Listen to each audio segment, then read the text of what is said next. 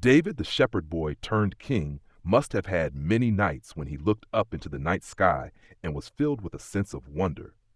In his sense of wonder, he was inspired to write Psalm 19 and Psalm 8.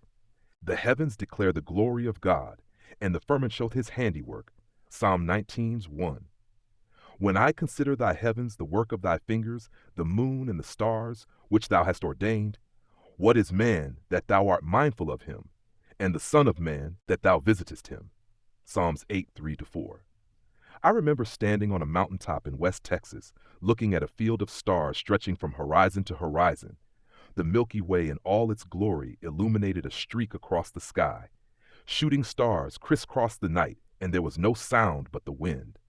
There is something about the glory above, the absolute majesty of the night sky. You can almost imagine that you're up there among the stars. You can't help but wonder at the beauty of it all, and your mind naturally turns to the one who created it all.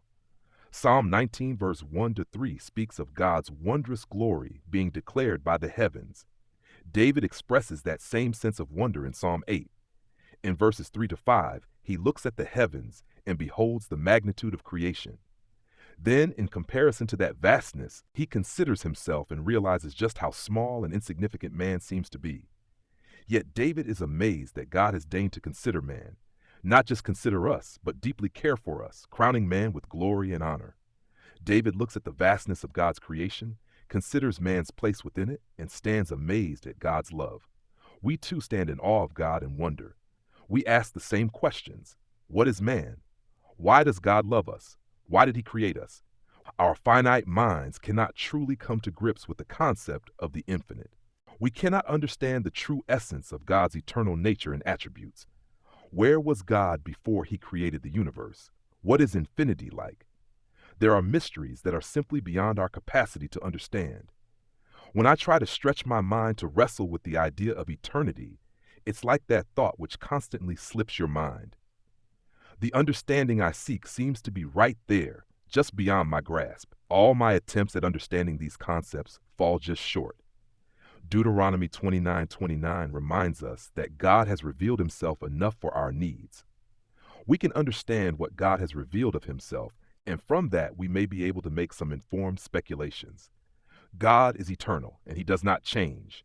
Malachi 3 verse 6, Hebrews 13. His attributes do not change. He is omnipotent. The heavens themselves declare his power.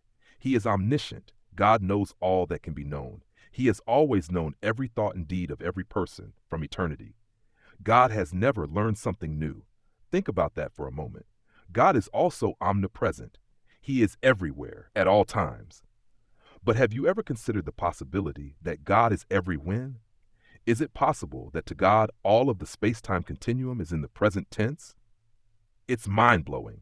But here is the crux of the matter. Before God spoke the universe into existence, before he created everything for man's needs, and before he created man and granted him free will, God knew. God knew man would abuse that free will.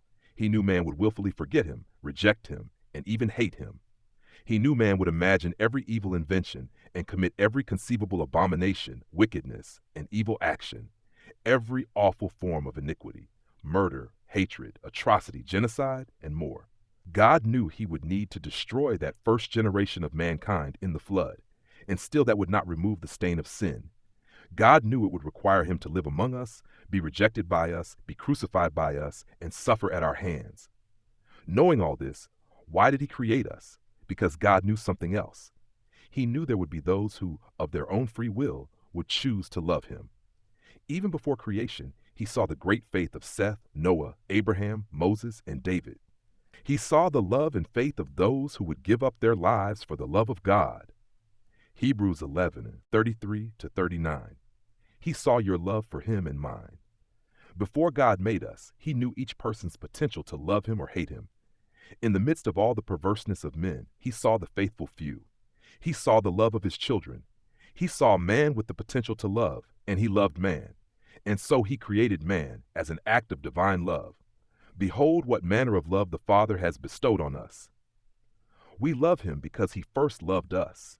1 John 4:19. And once again, we stand in wonder at the majesty of it all, the sheer magnitude of God's love. How can we not love him in return?